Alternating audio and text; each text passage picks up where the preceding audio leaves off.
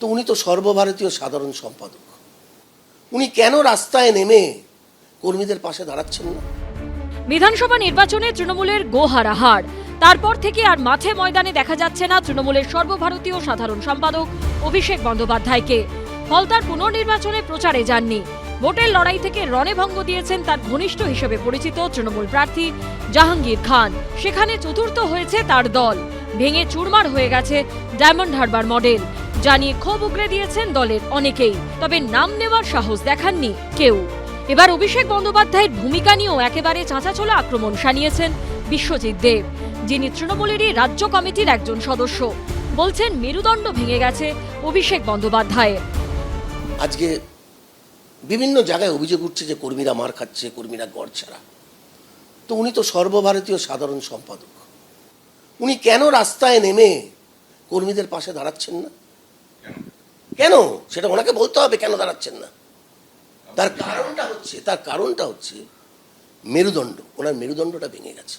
মানুষের যখন moral breakdown হয়ে যায় তখন এই অবস্থা হয়। আজকে দিশাহারা হয়ে গেছে। অন্য দল নয়, তৃণমূল নেতা বিশ্বজিৎ দেবী ভবিষ্যৎবাণী করেছেন তৃণমূলের ভাঙন শেপ সময়ের অপেক্ষা। এমনকি নিজেও দু একদিনের মধ্যে দল ছাড়ার সিদ্ধান্ত নেবেন বলে দাবি করেছেন তিনি। যেভাবে বালির বাঁধের মতো মানে একের পর এক বক্তব্য, এবং আপনারও বক্তব্য আমি শুনছি, মানে তা থেকে এই দল অটুট থাকবে আগামী দিনে? প্রশ্নই নেই, টুকরো টুকরো হয়ে যাবে। আমার যা ধারণা, কিছু চলে যাবে কংগ্রেসে, কিছু লোক চলে যাবে বিজেপিতে, কিছু লোক চলে যাবে সিপিএমে, আর ওই সাইনবোর্ড হয়ে থাকবে, ভেঙে টুকরো হয়ে যাবে বলছে। একদম ইট উইল বি ডিসইন্টিগ্রেটেড। খুব শিগগিরই দেখবেন। এই দিন আর হয়েই তো গেছে, বাকিটা জাস্ট সময়ের অপেক্ষা। দলে থাকবেন না? খুব সম্ভবত তাই, কিন্তু সেটা আমি এখনো কোনো ডিসাইড করিনি। আমি দু একদিনের মধ্যে আপনাদেরকে জানাবো। একটা সময় দলের হয়ে গলা ফাটিয়েছেন, আজ সেই বিশ্বজিৎ দেবের নিশানায় সেই তৃণমূলের শীর্ষ নেতৃত্ব। কৃষ্ণেন্দু অধিকারীর রিপোর্ট, এবিপি আনন্দ। এই বিপর্যয়ের দায় নিশ্চয়ই মমতাদি এবং নিশ্চয়ই অভিষেকের, কারণ তাদের দুজনের উপরে দলটা চলত। কেউ সরাসরি তৃণমূলে মমতা হটাওয়ে ডাক দিচ্ছেন, ক্ষোভ উগরে দিচ্ছেন, কেউ পথ ছাড়ছেন, কোথাও আবার দলের নেতাদের মধ্যেই চলছে কাদা ছোড়াছুড়ি। এক কথায় বিধানসভা ভোটে বিপর্যয়ের পর তৃণমূল এখন ছত্রভঙ্গ। এবার মুখ খুললেন তৃণমূল নেতা বিশ্বজিৎ দেব। ভোটে ভরাডুবি থেকে তৃণমূল জমানার লাগাম ছাড়া দুর্নীতি নিয়ে একেবারে নাম করে সরাসরি দায়ী করলেন মমতা বন্দ্যোপাধ্যায় এবং অভিষেক বন্দ্যোপাধ্যায়কে। বিশ্বজিৎবাবু, এই আপনার দলের এই নিদারুণভাবে পরাজয়ের মূল কারণ কি? দেখুন, সব থেকে বড় কারণ আমি যেটা বলবো সেটা হচ্ছে র্যাম্পেন্ট করাপশন, দুর্নীতি, লাগাম ছাড়া দুর্নীতি, যেটা গত 5 বছর ধরে হয়ে আসছে।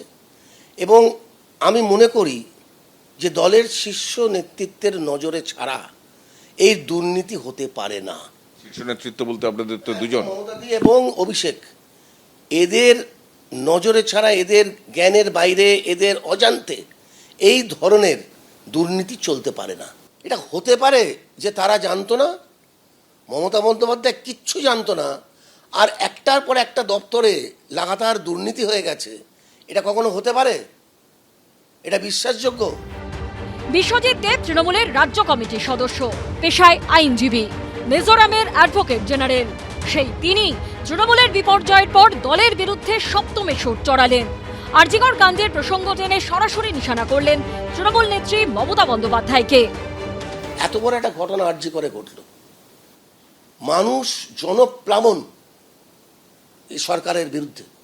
তখনই তো সরকারের উচিত ছিল, মমতাদের উচিত ছিল এই দেয়াল লেখন পড়া। তখনই তো মমতাদের উচিত ছিল শাসকের আইন কায়েম করা। তখনই তো উচিত ছিল যে দোষীদের দৃষ্টান্তমূলক শাস্তির ব্যবস্থা করা। তাহলে তো মানুষ বুঝতো। এসআইআর আবহেও একটা সম্প্রদায়কে নিয়ে মমতা বন্দ্যোপাধ্যায় যে মন্তব্য করেছিলেন তারও তীব্র সমালোচনা করেছেন তৃণমূল নেতা বিশ্বজিৎ দেব। আমরা আছি বলে না আপনারা সবাই ভালো আছেন, আর যদি আমরা না থাকি কোনোদিন সেরকম আসে 1 সেকেন্ড লাগবে। একটা কমিউনিটি যখন জোট বাঁধে না, ঘিরে ফেললে 1 সেকেন্ডে দেবে একদম 12টা বাজিয়ে। রাস্তায় দাঁড়িয়ে নির্বাচনী সভায় উনি বলছেন যে একটা কমিউনিটি 1 মিনিটে আপনাদেরকে উড়িয়ে দেবে। আরে যেই কমিটির হয়ে বলছেন, যে কমিউনিটির হয়ে, সেই কমিউনিটিও কিন্তু ভালোভাবে নেয়নি এই কথাটা। ক্ষোভ উগরে দিয়েছেন। একই সঙ্গে দল ছাড়ার সম্ভাবনা নিয়েও জল্পনা উস্কে দিয়েছেন বিশ্বজিৎ দেব। কৃষ্ণেন্দু অধিকারীর রিপোর্ট, এবিপি আনন্দ। এবিপি আনন্দ, এগিয়ে থাকে, এগিয়ে রাখে।